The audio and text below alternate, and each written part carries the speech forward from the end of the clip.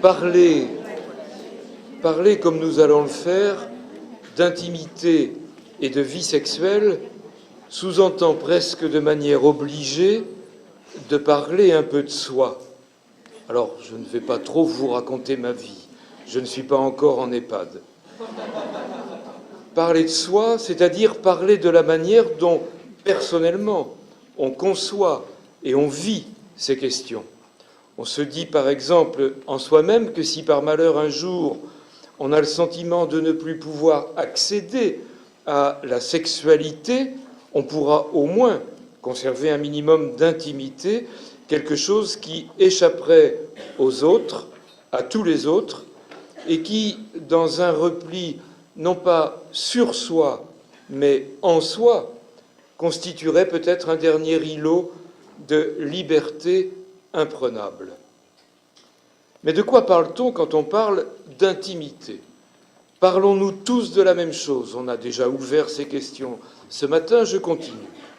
Sans doute non, sans doute nous ne parlons pas tous de la même chose, et pour plusieurs raisons.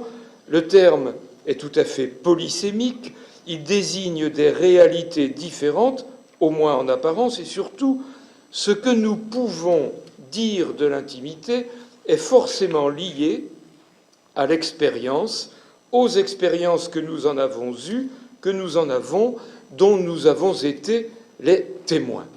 Exemple, l'intimité d'un garçon de 12 ou 15 ans dans un internat scolaire des années 50 ou 60 n'a par exemple pas grand-chose à voir avec l'intimité d'un adolescent d'aujourd'hui vivant dans un univers familial ouvert sur le monde, accédant à la télévision, à l'Internet, avec un téléphone portable, etc. L'intimité d'une femme âgée de 60 ans, veuve de guerre dans les années 50, contrainte, notamment pour des raisons économiques, de vivre au domicile de ses enfants et de ses petits-enfants, n'a que peu de choses à voir sans doute avec l'intimité d'une femme de 60 ans aujourd'hui, vivant ou non en couple et menant une vie affective ou sexuelle comme elle l'entend.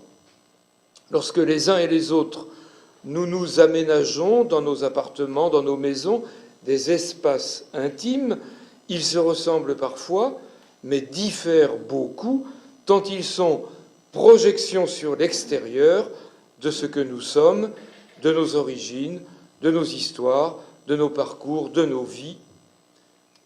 On l'aura compris à travers ces quelques exemples un peu rapides, l'intimité est une réalité vécue et mouvante selon les époques, la culture, le niveau de vie, l'environnement social, j'en passe. Le droit du vieillard à voir son intimité respectée ne se résume pas à une question de discrétion ou de secret à propos de ses pratiques sexuelles réelles ou supposées, fantasmées même. Si l'intimité, comme j'ai essayé de le dire, c'est une certaine manière d'être avec soi-même et avec les autres, intime ou plus lointain, c'est cette manière d'être qu'il nous faut chercher à comprendre pour pouvoir la protéger, la respecter, l'encourager, la faire croître. Qu'elle passe par une certaine manière d'approcher le corps, c'est indéniable, à domicile comme en établissement du reste. Qu'elle passe par une certaine manière de penser l'espace de vie, son aménagement et l'usage que l'on en fait, c'est indéniable, à domicile comme en établissement. Qu'elle passe par une certaine manière de respecter le secret des relations intimes qui s'établissent parfois là où on ne les attendait pas, et même là où on les redoutait, c'est indéniable, à domicile comme en établissement encore.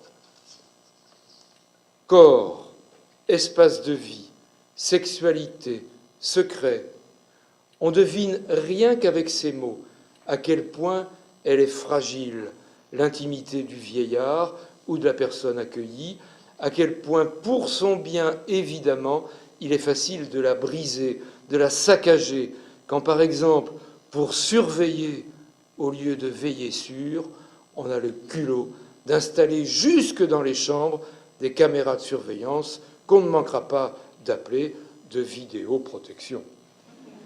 Mais les questions que nous voulons ouvrir à propos de l'intimité ne sauraient se réduire à cela.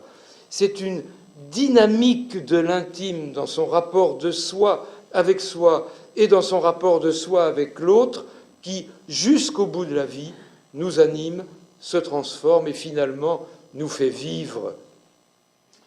Il ne peut pas y avoir de vie avec ou sans handicap et donc d'avancée en âge, de vieillesse, sans cet intime qui en est, pour une part, l'énergie.